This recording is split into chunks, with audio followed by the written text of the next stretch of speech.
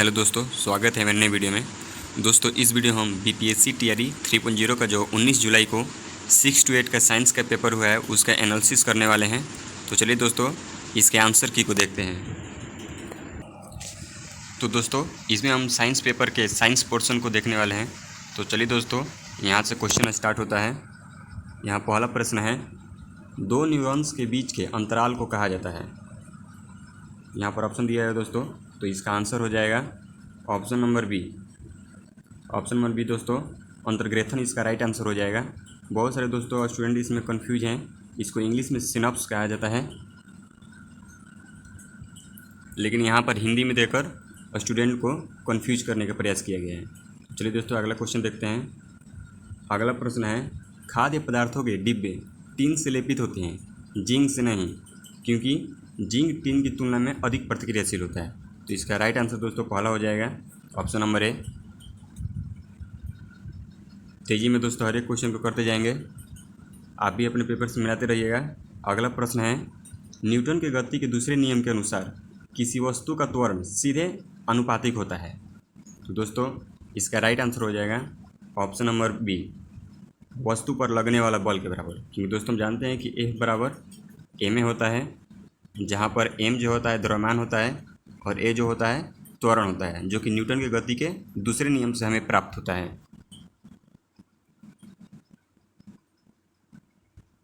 यहाँ पर 114 नंबर को देखेंगे दोस्तों। क्वेश्चन है कि कार्बन डाइऑक्साइड, पानी और ऊर्जा देने के लिए पाइरूवेट का विघटन होता है। तो इसका राइट आंसर हो जाएगा माइटोकॉन्ड्रिया में, क्योंकि दोस्तों हम जानते हैं कि माइटोकॉन्ड्रिया में ही श्वसन होता है और वहीं पर ऊर्जा का निर्माण होता है, जिसको पावर हाउस भी बोला जाता है कोशिका का। अगला प्रश्न दोस्तों मिलाएंगे। अगला प्रश्न है कि किसी पदार्थ को सीधे ठोस से गैस में बदलने की प्रक्रिया जो है वो ऊर्ध्वपातन कहलाती है, इंग्लिश में बोले तो सब्लिमेशन। यहाँ पर राइट आंसर ये हो जाएगा।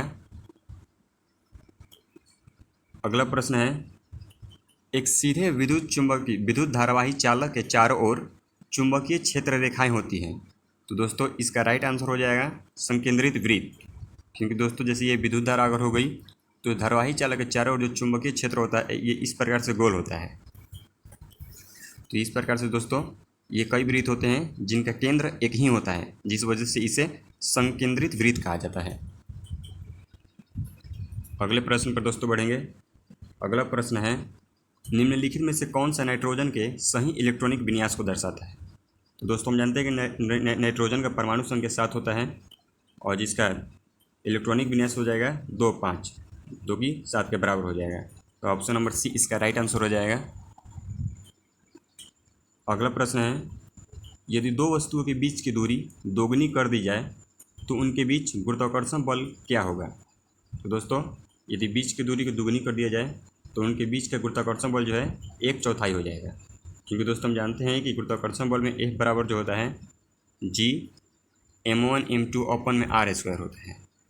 m1 m2 अपन में r² होता है। यदि r दोगुना हो जाएगा तो r² की वजह से 2 का पावर 2 हो जाएगा, तो 1/4 हो जाएगा। तो यहाँ पर ऑप्शन नंबर बी जो है राइट आंसर हो जाएगा। अगला प्रश्न है, लोहे के फ्राइंग पैन को जंग लगने से बचाने के लिए निम्नलिखित में से कौन सी विधि उपयुक्त है। तो दोस्तों जंग लगने से बचाने के लिए हालांकि A, B, C तीनों उपयुक्त हैं, लेकिन यहाँ पर लोहे के फ्राइंग पैन की बात करें तो उसमें option number A right answer हो जाएगा। ऑप्शन नंबर ए दोस्तों राइट आंसर हो जाएगा। हालांकि जंग लगने के लिए A, B, C तीनों उपयुक्त हैं, लेकिन फ्राइंग पैन की बात है तो यहाँ पर ऑप्शन नंबर ए इसका राइट आंसर हो जाएगा। अगला प्रश्न है दोस्तों 120 नंबर, मनुष्य में लक्षणों की वंशागति के अध्ययन को कहा जाता है। तो दोस्तों इसका राइट आंसर हो जाएगा ऑप्शन नंबर सी, वंशागति। आप सभी दोस्तों मिलाते रहिएगा और लास्ट में कमेंट बॉक्स में कमेंट करके जरूर बताइएगा कि आप सबका कितना सही हुआ है। अगला प्रश्न है, यदि कार का द्रव्यमान 1500 किलोग्राम है तो कार का वेग 30 किलोमीटर प्रति घंटा से 60 किलोमीटर प्रति घंटा तक बढ़ाने के लिए क्या करना होगा। तो दोस्तों इसमें हम 1/2 mv² जो होता है उसके अनुसार इसके कार्य की ऊर्जा को निकाल देंगे। 1/2 mv² यहाँ पर दो वेलोसिटी दिया गया तो V square minus U square हो जाएगा। और इस सूत्र से बनाएंगे दोस्तों, जब इस सूत्र का प्रयोग करके बनाएंगे तो ऑप्शन नंबर जो है ई राइट आंसर हो जाएगा। ऑप्शन नंबर दोस्तों ई राइट आंसर हो जाएगा। ए बी सी तीनों नहीं आएगा, इसका ई जो है राइट आंसर हो जाएगा। अगला प्रश्न है, किसी वस्तु को स्थिर वेग पर बनाए रखने के लिए आवश्यक बल है। तो दोस्तों इसका राइट आंसर हो जाएगा ऑप्शन नंबर ई। दोस्तों हालांकि इसमें थोड़ा सा संदेह है, इसको आप थोड़ा ध्यान दीजिएगा। अगला प्रश्न है, वह घटना जिसके कारण आकाश नीला दिखाई देता है। तो दोस्तों इसका राइट आंसर आप सब जानते होंगे कि ऑप्शन नंबर सी हो जाएगा, प्रकाश का परिक्रण।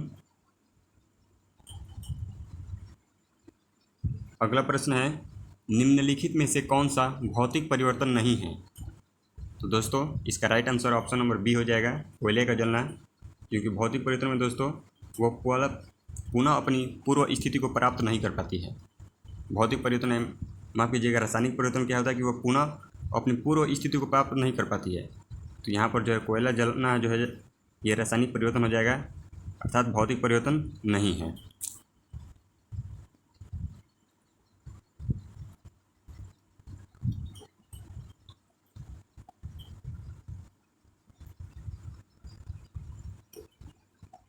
अगला प्रश्न है दोस्तों, अस्थायी ऊतकों के बारे में निम्नलिखित में से कौन सा कथन सही है।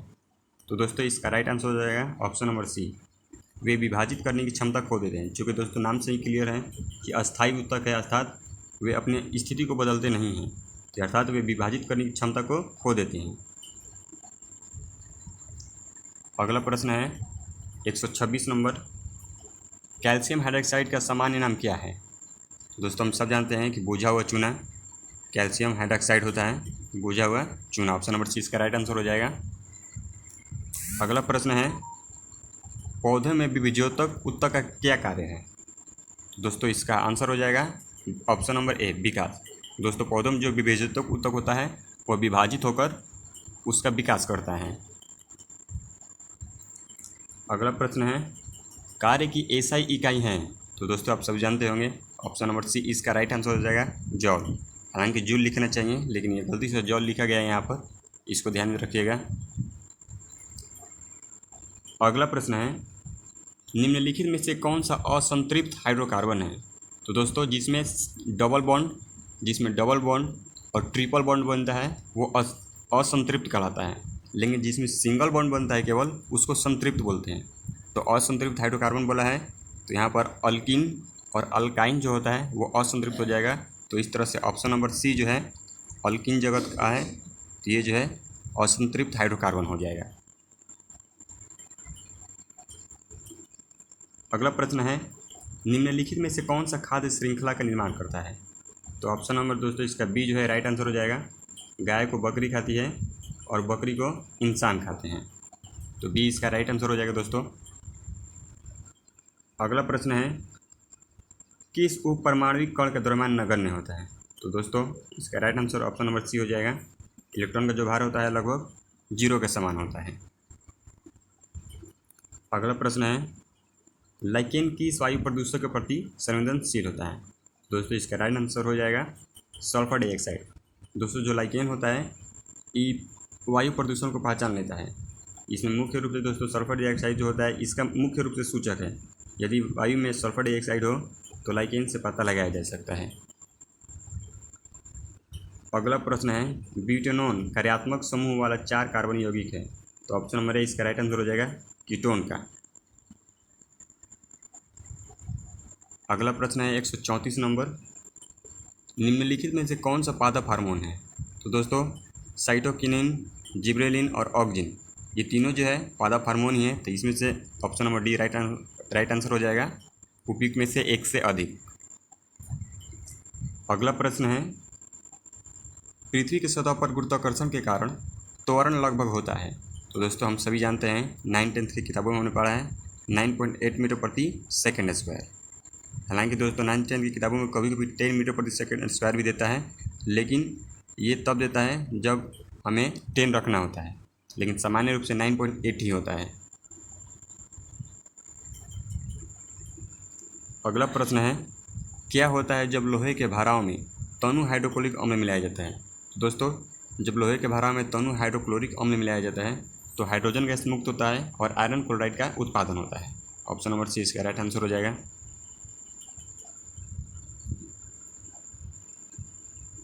अगला प्रश्न है, कोशिका की खोज सर्वप्रथम किसने की थी? तो दोस्तों इसका राइट आंसर हो जाएगा रॉबर्ट हुक ने। अगला प्रश्न है, एक कार 4 घंटे में 200 किलोमीटर की दूरी तय करती है, इसकी औसत गति क्या है? तो दोस्तों गति पर दूरी बटा में चाल हो जाएगा, तो यहाँ पर इसका right answer option number C हो जाएगा। दोस्तों साइंस के प्रश्न काफ़ी इजी आए हैं, आप कमेंट करके ज़रूर बताइएगा कि आपका कितना मार्क्स आया है साइंस में। अगला प्रश्न है, मनुष्य में गुर्दे किसके तंत्र का हिस्सा है? तो दोस्तों गुर्दा जो होता है उत्सर्जन तंत्र का हिस्सा होता है, लेकिन इसमें केवल श्वसन तंत्र ही दिया हुआ है, मल त्याग या पोषण नहीं दिया हुआ है। तो हालांकि इसका ऑप्शन नंबर बी हो सकता है, लेकिन तंत्र की बात की जाए तो इसमें तंत्र नहीं दिया हुआ है, तो यहाँ पर हम ऑप्शन नंबर ई के साथ जा सकते हैं। इसका राइट आंसर ऑप्शन नंबर ई हो जाएगा। अगला प्रश्न है, निम्नलिखित में से कौन सा ठोस की विशेषता नहीं है? तो दोस्तों इसका राइट आंसर हो जाएगा ऑप्शन नंबर बी, आसानी से बहने की क्षमता। दोस्तों आसानी से बहने की क्षमता द्रव और गैसों में होती है, ठोस में ये विशेषता नहीं होती है। अगला प्रश्न है 141 नंबर, निम्नलिखित में से कौन सा शब्द किसी सर्किट में विद्युत शक्ति का प्रतिनिधित्व नहीं करता है? तो दोस्तों इसका राइट आंसर हो जाएगा option number B. Option number B दोस्तों इसका राइट आंसर हो जाएगा। ठीक दोस्तों, हम जानते हैं कि शक्ति P बराबर होता है W बटे में T, और W बराबर होता है, और W को मान निकाला जाए तो I² RT होता है।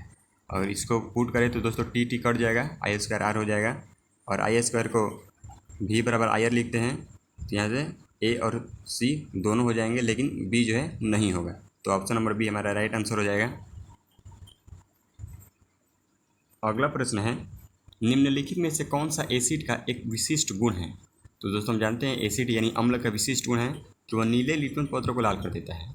इसका pH 7 होता है, ये गलत है।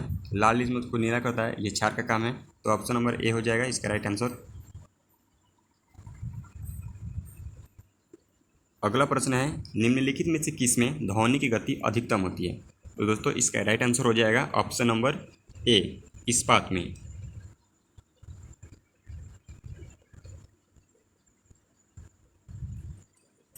अगला प्रश्न है दोस्तों 144 नंबर, निम्नलिखित में से कौन सी पर्यावरण अनुकूल प्रथाएं हैं? तो दोस्तों यहाँ पर उपयुक्त में से एक से अधिक हो जाएगा। ये सारी दोस्तों पर्यावरण अनुकूल प्रथाएं हैं जो पर्यावरण को दूषित होने से रोकती हैं। अगला प्रश्न है दोस्तों, एक स्थिर स्थिति से शुरू करते हुए राहुल 30 सेकंड में 6 मीटर प्रति सेकंड का वेग प्राप्त करने के लिए अपनी साइकिल चलाता है। फिर वह इस प्रकार ब्रेक लगाता है कि वेग तेज हो जाए।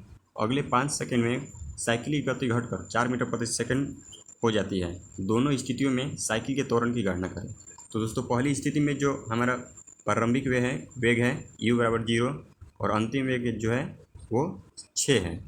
तो इस तरह से दोस्तों हम, और समय जो है हमारा 30 सेकंड दिया हुआ है, तो इस तरह से हम त्वरण निकाल लेंगे। और दूसरा जो है, दूसरे त्वरण के लिए जो हमारा u जो हो जाएगा वो 6 हो जाएगा, और जो v होगा वो 4 मीटर प्रति सेकंड स्क्वायर हो जाएगा, और समय 5 सेकंड दिया हुआ है दोस्तों। तो इसको जब हम त्वरण निकालेंगे तो दोनों स्थितियों में जो है बी नंबर इसका राइट आंसर हो जाएगा। पहली स्थिति का 0.2 मीटर प्रति सेकंड स्क्वायर, और दूसरी स्थिति का -0.4 मीटर प्रति second square. Option number B इसका राइट आंसर होगा। अगला क्वेश्चन है, परागकोश में शामिल है? तो दोस्तों इसका राइट आंसर हो जाएगा परागकण। दोस्तों परागकण जो होते हैं वो परागकोश में शामिल रहते हैं। अगला प्रश्न है 147 नंबर, निम्नलिखित में से किस मंडल में मौसम की घटना होती है? तो दोस्तों ऑप्शन नंबर बी, क्षोभमंडल में मौसम की घटना होती है, राइट आंसर हो जाएगा। अगला प्रश्न है, निम्नलिखित में से कौन सा वेक्टर जनित रोग नहीं है? तो दोस्तों इसमें काफ़ी लोग कन्फ्यूज हैं, इसका राइट आंसर हो जाएगा ऑप्शन नंबर ए, यक्ष्मा। दोस्तों यक्ष्मा को हम टीबी भी कहते हैं, टीबी ट्यूबरक्लोसिस, टीबी भी, इसको क्षय रोग भी बोला जाता है। दोस्तों ये वेक्टर जनित रोग नहीं होता है।